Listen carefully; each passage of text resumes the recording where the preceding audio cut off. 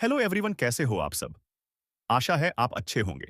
चलिए जान लेते हैं इस वीडियो में देश विदेश के सभी जगह की ताजा खबरों को सिर्फ कुछ मिनट में।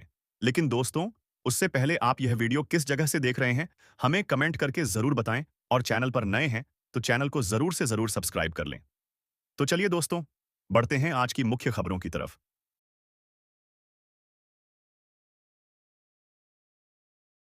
रूसी राष्ट्रपति व्लादिमीर पुतिन के अफगानिस्तान पर दिए गए बयान से पाकिस्तान में खलबली मच सकती है। पुतिन ने कहा कि बाहरी हस्तक्षेप से अफगानिस्तान की स्थिति और खराब हुई है। पाकिस्तान लंबे समय से अफगानिस्तान में अपनी भूमिका को लेकर चिंतित है, और पुतिन का यह बयान रूस और पाकिस्तान के बीच तनाव बढ़ा सकता है। जनरल मुनीर की प्रतिक्रिया का इंतजार है। चलते हैं अगले खबर की तरफ।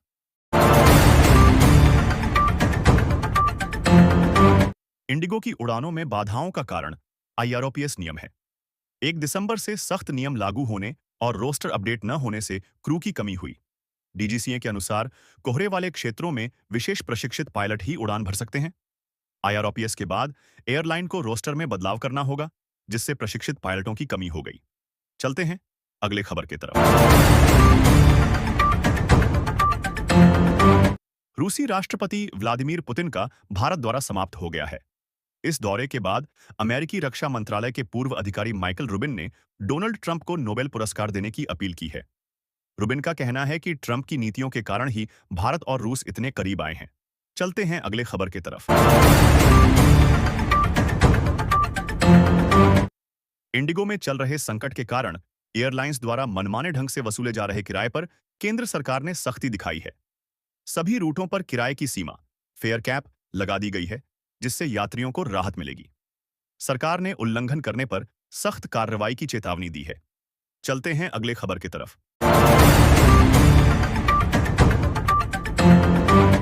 उत्तर भारत में शीतलहर का प्रकोप बढ़ रहा है।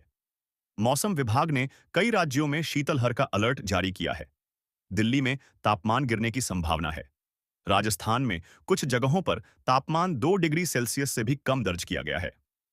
उत्तर प्रदेश के कई जिलों में शीतलहर की चेतावनी जारी की गई है। तमिलनाडु और अंडमान निकोबार में भारी बारिश की संभावना है। चलते हैं अगले खबर की तरफ।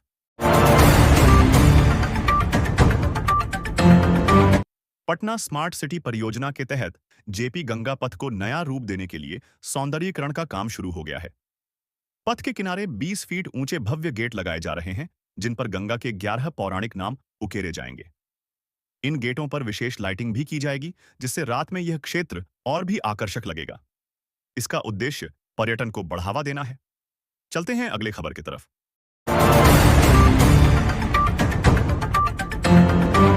भारत और रूस के शीर्ष नेताओं के बीच शुक्रवार को हुई बैठक में वर्ष 2030 तक 100 अरब डॉलर द्विपक्षीय कारोबार का लक्ष्य रखा गया है। लेकिन प्रधानमंत्री नरेंद्र मोदी का कहना है कि जिस तरह से दोनों देशों के बीच कारोबार बढ़ रहा है, उसे देखते हैं द्विपक्षीय कारोबार का उक्त लक्ष्य काफी पहले पूरा कर लिया जाएगा। चलते हैं अगले खबर की तरफ। उत्तराखंड सरकार ने 15 दिवंगत पत्रकारों के परिवारों को 5-5 लाख रुपए की वित्तीय सहायता देने का निर्णय लिया है। यह फैसला एक उच्च स्तरीय बैठक में लिया गया। इस पहल का उद्देश्य दिवंगत पत्रकारों के परिवारों को आर्थिक सुरक्षा प्रदान करना है। सरकार के इस कदम से पत्रकार समुदाय में खुशी की लहर है। चलते हैं अगले खबर की तरफ।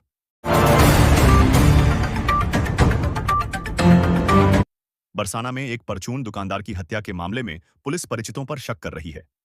घटनास्थल पर संघर्ष के निशान मिले हैं और व्यापारी की बाइक सड़क किनारे खड़ी मिली थी। वारदात से पहले 2 बाइकें गुजरी थीं, जिन पर 3 लोग सवार थे। पुलिस को घटनास्थल के पास 5 लोगों की लोकेशन मिली है।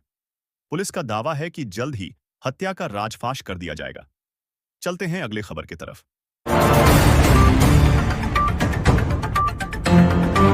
पीलीभीत के जहानाबाद क्षेत्र में एक शादी समारोह में शामिल होने आए 30 वर्षीय युवक राजेश की संदिग्ध परिस्थितियों में मौत हो गई।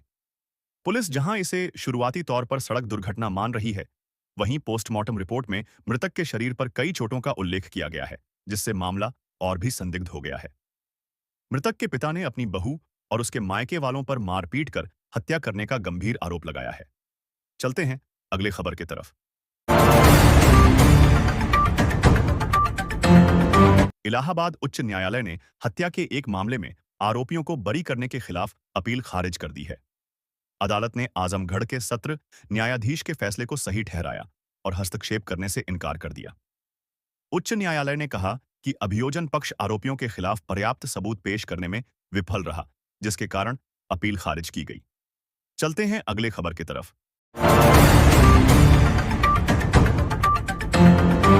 अमेरिका ने अपनी नई राष्ट्रीय सुरक्षा रणनीति में चीन को सबसे बड़ा खतरा बताया है। रिपोर्ट में चीन की सैन्य शक्ति और विस्तार पर चिंता जताई गई है। भारत को अमेरिका ने हिंद प्रशांत क्षेत्र में स्थिरता का महत्वपूर्ण स्तंभ माना है और उसके साथ रक्षा सहयोग बढ़ाने की बात कही है। पाकिस्तान का उल्लेख रिपोर्ट में बहुत कम है, जिससे उसकी कूटनीतिक कोशिशों को झटका लगा है। अमेरिका की रणनीति चीन को रोकने पर केंद्रित है। चलते हैं अगले खबर की तरफ।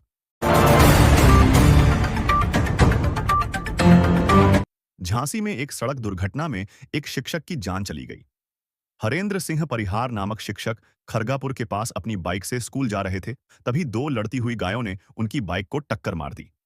गंभीर रूप से घायल होने के बाद उन्हें अस्पताल ले जाया गया, जहां इलाज के दौरान उनकी मौत हो गई।